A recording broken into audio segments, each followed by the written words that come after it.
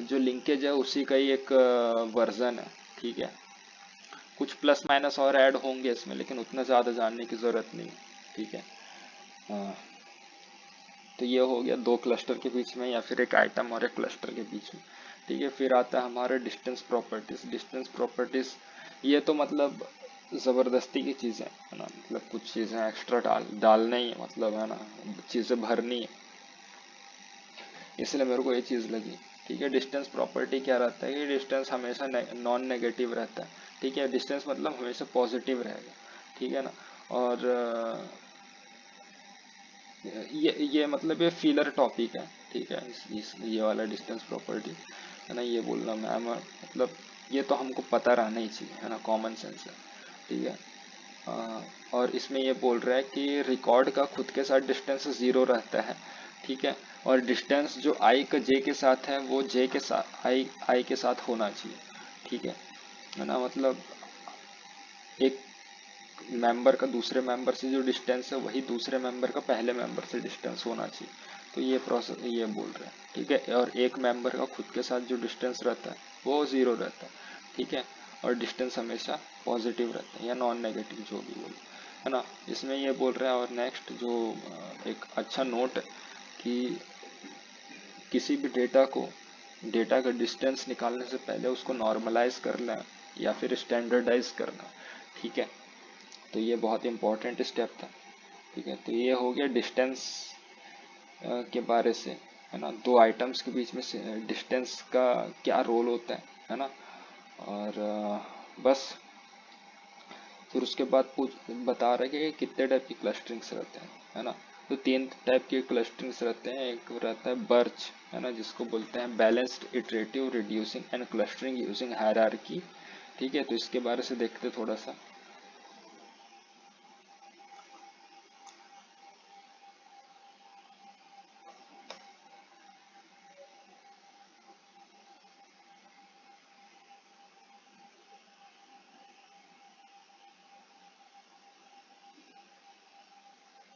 ये देखिए birch, birch मतलब बैलेंस इटरेटिव रिड्यूसिंग क्लस्टरिंग, ठीक है। तो ये हमारा के मीन क्लस्टरिंग आ जाता है, ठीक है। इसमें क्या है, अ, इसमें हम क्या करते हैं, इसमें नंबर ऑफ आप के की वैल्यू आप डिसाइड करो, है ना। तो उतने नंबर के आपको क्लस्टरिंग मिल जाएंगे, है ना। के इज इक्वल टू 5 करोगे तो फाइव फाइव के ग्रुप के आपको क्लस्टरिंग मिल जाएंगे, ठीक है। फिर उसके बाद इसके स्टेप्स कैसे रहते हैं, तो ये आपको इमेजेस दिख रहे होंगे, है ना। क्लस्टरिंग के मीन्स क्लस्टरिंग कैसा आपको दिखता है करके, ठीक है। तो इसमें क्या है, ये बोल रहा है कि आप नंबर डिसाइड करो के का, है ना। और एल्बो कर्व ये के का नंबर आप बेस्ट के की वैल्यू कैसे डिसाइड कर सकते हो, एल्बो कर्व का यूज करके, ठीक है। ये आपको एल्बो कर्व दिखाता हूँ, है ना।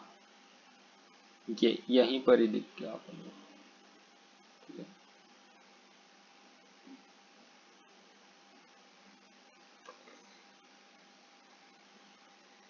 ये हमारा एल्बो कर्व, इसमें आप देख सकते हो कि के की वैल्यू यहाँ पर 5 शो कर रहा है, मतलब 4 शो कर रहा है, ठीक है।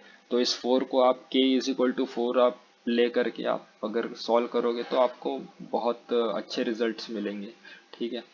तो ये बोल रहे हैं कि आप एल्बो कर्व से आप के की वैल्यू फाइंड कर सकते हो। और या फिर थंब रूल क्या होता है, root N by two, N की वैल्यू क्या रहती है, N is equal to number of datas, ठीक है। तो रूट एन बाय टू आप करोगे तो आपको थंब रूल के थ्रू आपको के की वैल्यूज पता चल जाएगी, ठीक है। फिर उसके बाद रहता है कि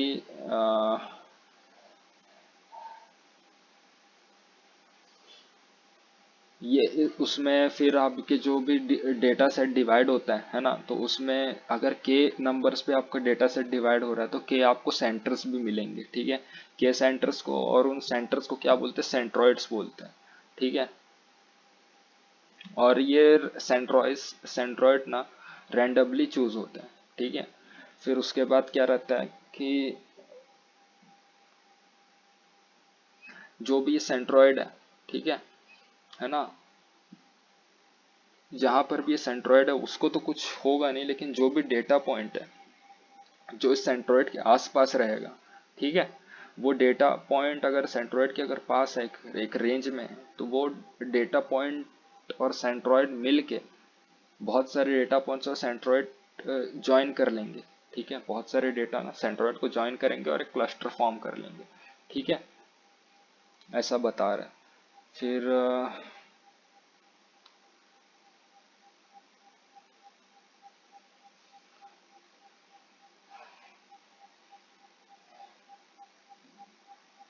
ये सेंट्रोइड्स बदल भी सकते हैं।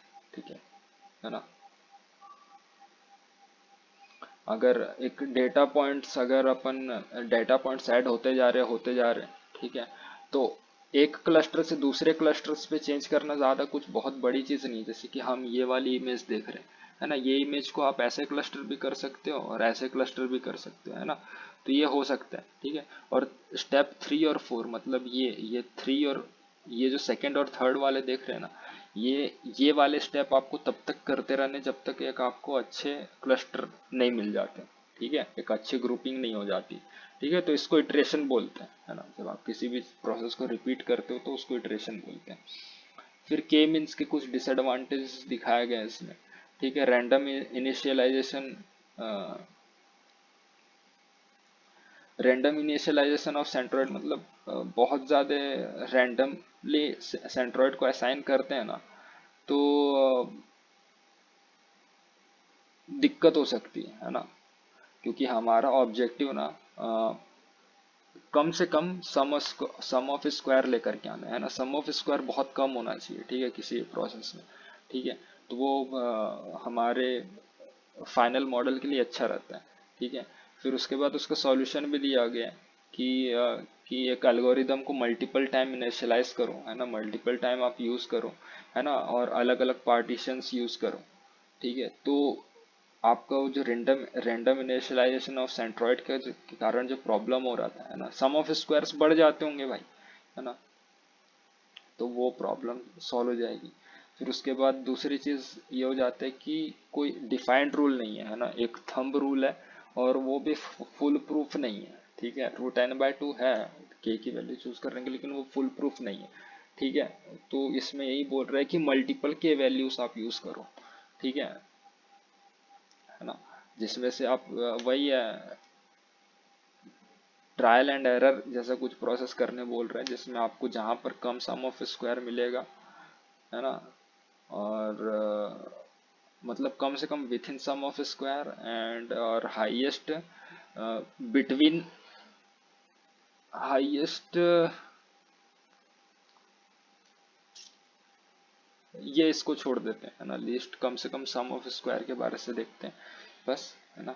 और उसके बाद के मीन्स क्या रहता है, बहुत ही सेंसिटिव रहता है आउटलायर्स के, है ना, क्योंकि आउटलायर रहने के कारण ही मीन चेंज हो जाते हैं, बहुत ड्रास्टिकली चेंज होता है, इसके कारण ये आउटलायर से बहुत सेंसिटिव है। ठीक है, तो इसका सॉल्यूशन यही है कि आप के मीडियन पैम, है ना, पार्टी पैम को भी हम देखेंगे पैम क्या रहता है। पैम को यूज करेंगे के मीडियंस या पैम, इसी के ही कुछ वेरिएंट्स है, पैम एक वेरिएंट है। तो इसको आप यूज कर सकते हो, तो ये बहुत अच्छे से आपका आउटलायर को हैंडल करेगा। अ, और के मीन्स उसी डेटा को हैंडल कर सकता है जो कि कंटिन्यूअस है नेचर में। ठीक है, तो उसका सॉल्यूशन ये है कि के मोड, आप अगर आपके पास कैटेगोरिकल डेटा तो आप के मोड यूज करें। ठीक है, फिर नॉन कॉन्वेक्स शेप का जो भी, अगर नॉन कॉन्वेक्स शेप है ना, है ना, तो ये एक शेप होगा नॉन कॉन्वेक्स शेप, इसको देखते हैं। ठीक है, इसको भी देखेंगे, नॉन कॉन्वेक्स शेप्स,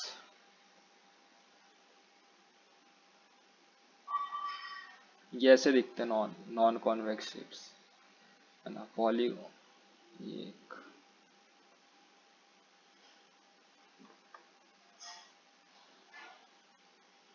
ये नॉन कॉन्वेक्स पॉलीगॉन्स, ये ऐसे शेप्स। ठीक है। तो ऐसे शेप्स अगर आपको देख रहे हैं तो आपको कैसे इसमें बोल रहा है कि cannot discover clusters with non convexive, है ना, इरेगुलर शेप्स को के क्लस्टर्स को आइडेंटिफाई नहीं कर सकता। तो इसमें बोल रहा है कि डेंसिटी बेस्ड एल्गोरिदम आप यूज करो करके, है ना, डेंसिटी बेस्ड एल्गोरिदम्स यूज करो आप। फिर उसके बाद आता है के मीन्स प्लस प्लस, ये वेरिएंट है के मीन्स का, ठीक है। तो इसमें हम देख लेते हैं ये इनिशियलाइजेशन वाले जो एरर आ जा रहा था ना कि इनिशियलाइजेशन के कारण, रैंडम इनिशियलाइजेशन के कारण हमारे सम ऑफ स्क्वायर इधर उधर हो जाते हैं या फिर बढ़ जाते हैं बहुत, तो वो वहां पर ये के मीन प्लस प्लस हेल्प करता है, ठीक है। तो इसमें प्रोसेस बताया गया, इसको देख लेना। पहला प्रोसेस है कि नंबर ऑफ क्लस्टर डिफाइन करें, फिर सेंट्रॉइड भी, सेंट्रॉइड रैंडमली सेलेक्ट होता है, ठीक है। और सेकंड सेंट्रॉइड ऐसा सेलेक्ट होता है कि वो सेंटर पर रहे, ठीक है। किसी भी क्लस्टर का सेंट्रॉइड कैसे डिसाइड होगा कि ऐसे ऐसा कुछ कुछ ऐसा कुछ हो कि वो सेंटर में डिसाइड हो। और स्टेप 2 को ध्यान में रख के हम प्रोबेबिलिटी डिस्ट्रीब्यूशन स्कोर चेक करते हैं, ठीक है। रैंडमली जो सेंट्रॉइड असाइन होता है उसके बेस पर हम प्रोबेबिलिटी डिस्ट्रीब्यूशन देखते हैं, और प्रोसेस कंटिन्यूअसली चलता है उसके बाद, है ना। जब तक हमको सेंट्रॉइड्स नहीं मिल जाते, हाँ पूरे सेंट्रॉइड्स नहीं मिलते, इसमें हमको सेंट्रॉइड्स नहीं मिले रहते हैं, ठीक है। हम तब तक प्रोसेस करते रहते जब तक हमको सेंट्रॉइड मिल ना जाए, है ना। देखो यहाँ पर सेंट्रॉइड अलग अलग है, यहाँ पर एक क्लस्टर के सेंट्रॉइड हमको असाइन हो गया यहाँ पर, ठीक है। ये देखो सेंट्रॉइड, ये देखो सेंट्रॉइड एकदम ग्रे कलर में मिलेगा। के मीन क्लस्टरिंग का सेंट्रॉइड अब देखो कहाँ पर है ना, ठिकाना ही नहीं है कुछ, ठीक है। फिर उसके बाद आता है